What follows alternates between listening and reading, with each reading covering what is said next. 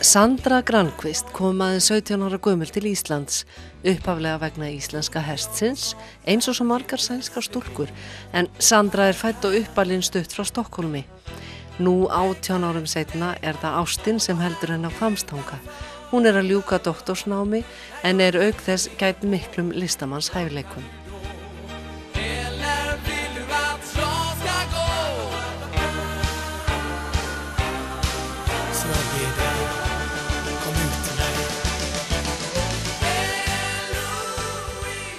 Ég held sko að því að í vinnunni minni, því ég að vinna hjá Selastrinu í að rannsaka og svona, þá maður alltaf svo mikið að nota heilan eitthvað, svo maður vantar eitthvað líka, gera eitthvað allt annað held ég, eins og þetta, þá að bara fá, þetta er mín leið svona til að slaka á, að gera eitthvað svona listrænt, svona með því að vera alltaf fyrir fram tölvuna. Byrjaði á þess að þú komst hingað eða? Nei, ég hef eiginlega alltaf verið eitthvað svona smá í þessu, bara frá því ég var lítil. Og en svo hefur þetta alltaf aukist og meira og meira. Hvar ólstu upp?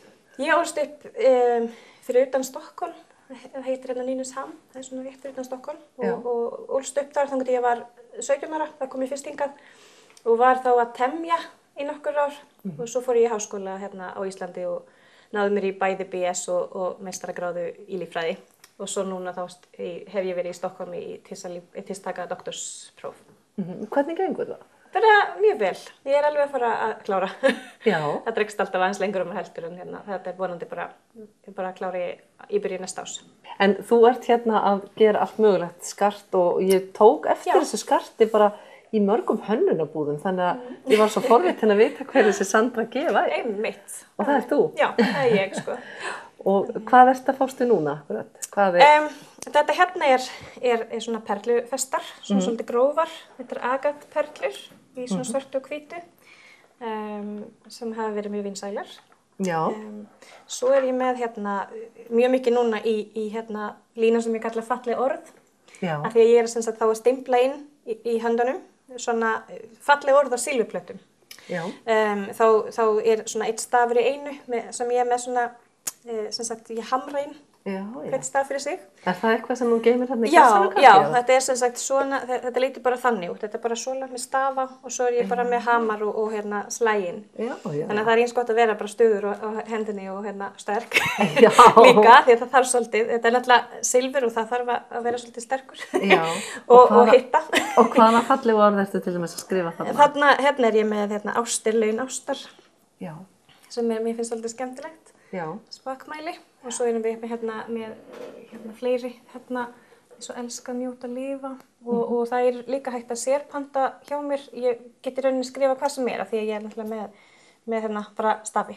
Og svo er ég líka að gera svona nöfn og það er mjög vinsælt að fá kannski nafn barnanna til dæmis á svona halsfesti eða upphafsstafi. Þannig þetta er rosa vinsælt og svo er ég líka með hrafnsvængur. Þess að ég kalla þetta því mér finnst þetta er grænn marmari. Já. Mér finnst það minna svolítið á vængur. Og hrafning getur náttúrulega orðið svona, lítið svolítið svona grænn út stundum í sumum birtum. Þannig að það er svona, kalla ég þetta. Já. Er þetta alveg óþrjótandi hugmyndi sem þú ert að fá? Já, það er frekar þannig að mér vantar tíma, sko. Já. Ég náttúrulega vinn mjög mikið og svo ger ég þetta bara svona á nóttunni, kvöldin og svona. Og börnin mín oft með mér í þessu og bara... Ég rak augun í þetta þetta er svona diskur sem að þú ert að steypa.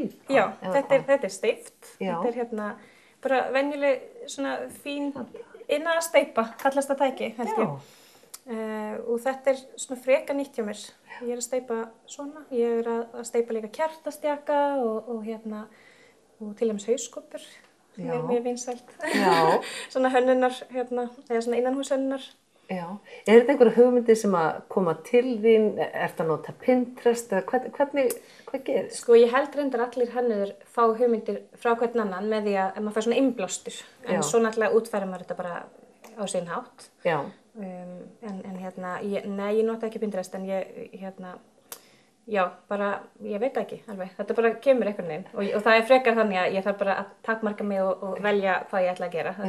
Hvað myndirðu segja að væri svona sérkenni þitt? Sandra G? Hvað einkennir þig? Erfitt. Ég veit það ekki. Þegar það kemur að skarti, meinarðu? Já.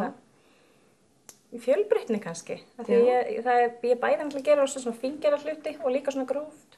Og ég held að þetta sé svona skarti sem passar allt frá litlum börnum og upp í bara fullari fólk og kallmenn og konur líka. Þannig að ég held það bara. Ertu að prjóna og hekla? Já, ég prjóna líka og hekla og bara nefndu það. Prjóna á börnum minn og svona og sjöl og svona sem ég er að selja. Er þetta eitthvað sem er í fjölskyldunni þinni? Er þetta einhver hefð eða er þetta einhver arfleifð? Kannski, já, konans pappa minns, hún er rosa mikið í alls konar svona handverk og hún til dæmis kennt mér að hekla og svoleiðis en annars hef ég lært flest bara sjálf því ég bara hef mikið áhuga og bara svona, já, eins og ég til dæmis, ég er ekki silfursmiður eða neitt svoleiðis, ég er bara búin að læra þetta sjálf og bara afla mér upplýsingar hér og þar hvernig og svo bara prófa mér áfram og En hvar ertu að selja þetta og hvernig er þetta nálgast þig? Ég er með náttúrulega Facebook og bloggsíðu og Instagram noti ég mjög mikið líka.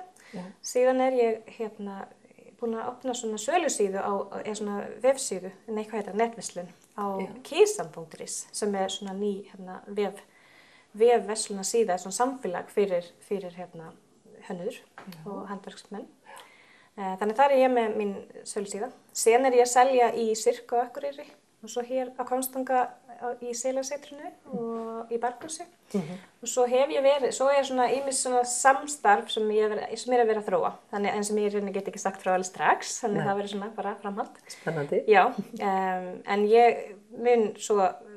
hef verið svona kannski, það hefur verið svolítið í lágmarki hjá mér þegar ég hef verið í doktorsnámi, þannig að núna er ég svona aftur að auka. Ég hef verið að selja mikið í hönnunarbúðir í bænum líka og ég sem styrir Reykjavík líka og er svona kannski að spá ég að leita að því aftur núna fljótlega. Ætlar á handverkshátíðin á Hrafnagili? Nei, ég kemst því miður ekki í ár, ég er að fara út á ráðstefnu. Já. En hvernig er það með Svíþjóð? Vill ekki sænski markaðurinn fá eitthvað frá því? Ég hef verið að selja þar í búði líka, ekki núna, en það getur vel verið. Já. Já.